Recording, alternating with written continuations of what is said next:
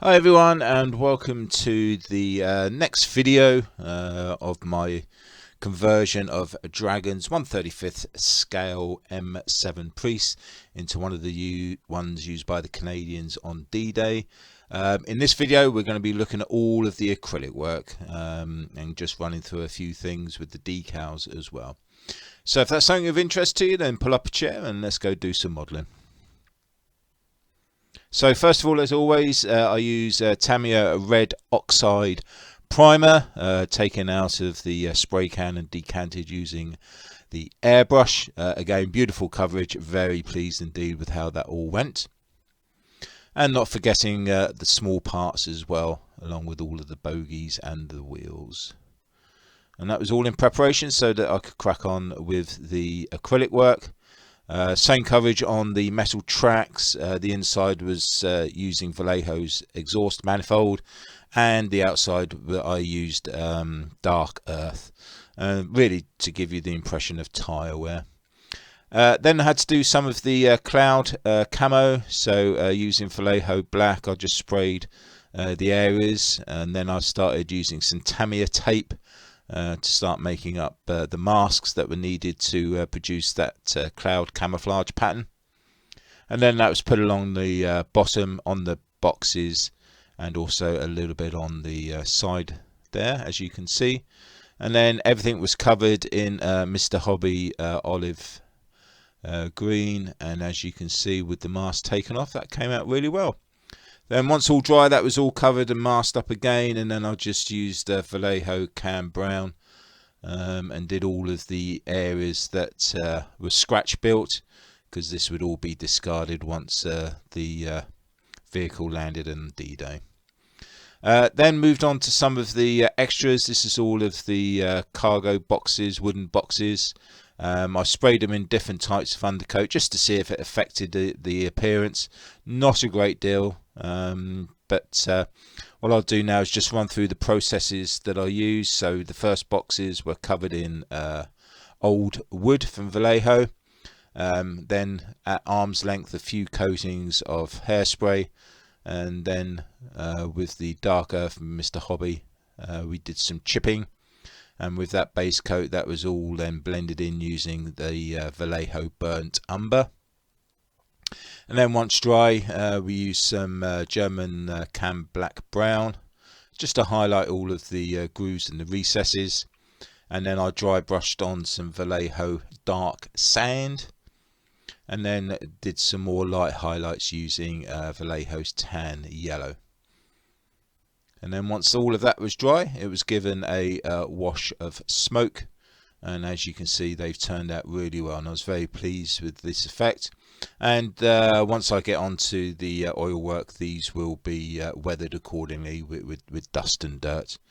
And this, as you can see, is one of the lighter, had the lighter primer on it, and there's a marked difference between those and the ones that had the dark primer on. So that sort of experiment worked out quite well.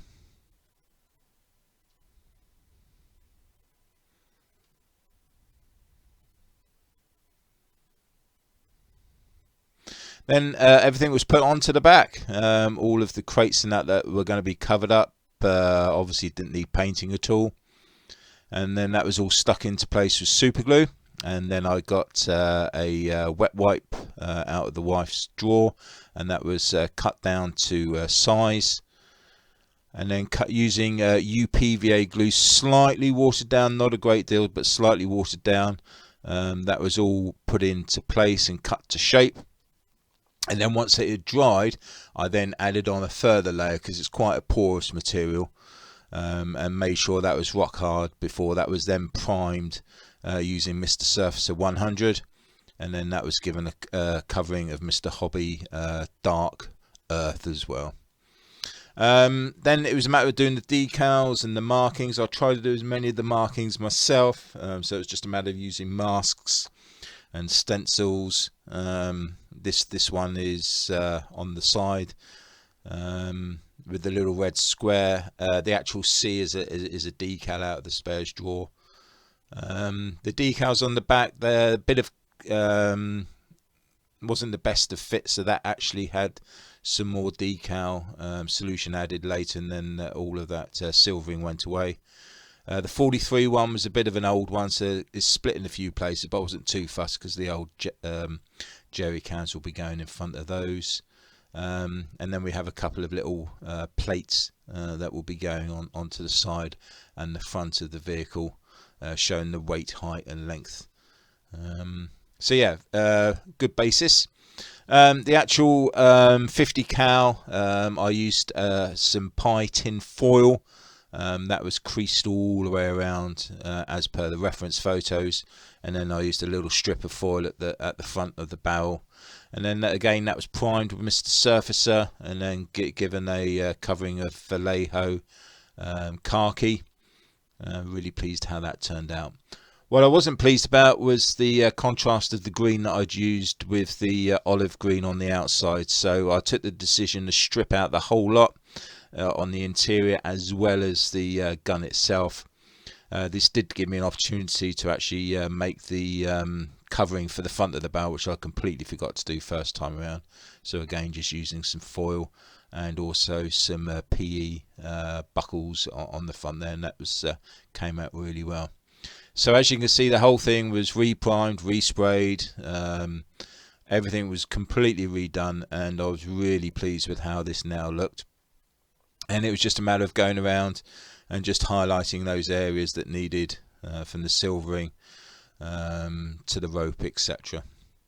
Now if we just have a look at the banding that goes along the bottom, if you remember rightly, that this was the microsole tape, and that's on the headlights as well. This is to represent the asbestos compound tape that was used, and that was painted in US navy blue.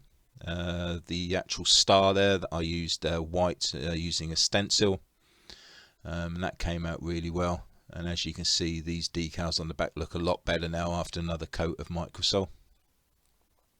As you can see here, that's come out with that is, if you tap it, it's absolutely solid. It's like cardboard. So I was really pleased with that result.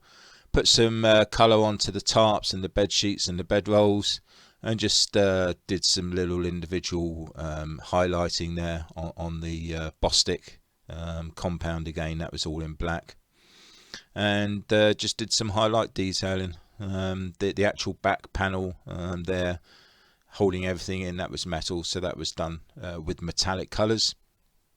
And as you can see there, that will have a few little chalk numbers on it when I get around to doing it. The 50 cal was then also given some highlight with smoke again, but I'm really looking forward to getting that one painted up, and that should look the part. Right, rifles, I am very lazy with my rifles. I should do a lot better job. I should put the buckles and the straps on better, but maybe on another build. A couple of mugs there, they'll just add some interest to the interior. Alright, the fire extinguishers, I've got some reference materials where it shows that the fire extinguishers were actually stored with all of the fixings on them, because they needed space inside, so they were put on the outside. Seats, just basic leather look, bit of leather, bit of orange brown on there.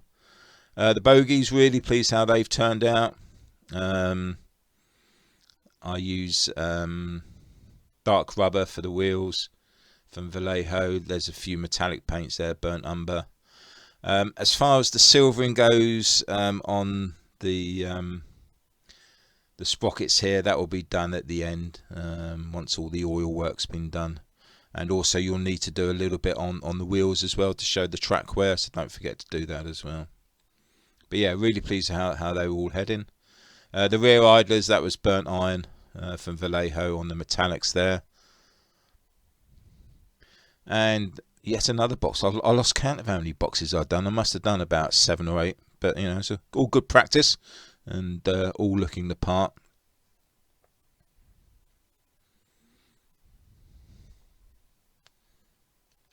This was the little front that will go right on the front, because I've got a reference photo showing that. The ammo bins, wasn't very happy with the decals, so I adjusted those later. A lot of it gets covered up anyway, so I wasn't too fussed. This little cardboard box with the sheets, that will go on the front fenders. The actual box, I think if I remember rightly, was cam brown as the base. You can just see a bit of chipping there as I move it around, so that's again using the hairspray method. And that was the same green, the olive green that's on the actual vehicle itself.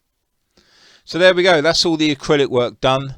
If you are following along and you want to copy this, then if you have any questions about any specifics on the colours that I use, please feel free to write a question down in the comments section. But that just leaves me to say thank you once again for looking in. I really do value your support and your comments, and many thanks to all of the subscribers that I have on a regular basis following my work. The YouTube community is fantastic support. So that just leaves me to say happy modelling, everyone.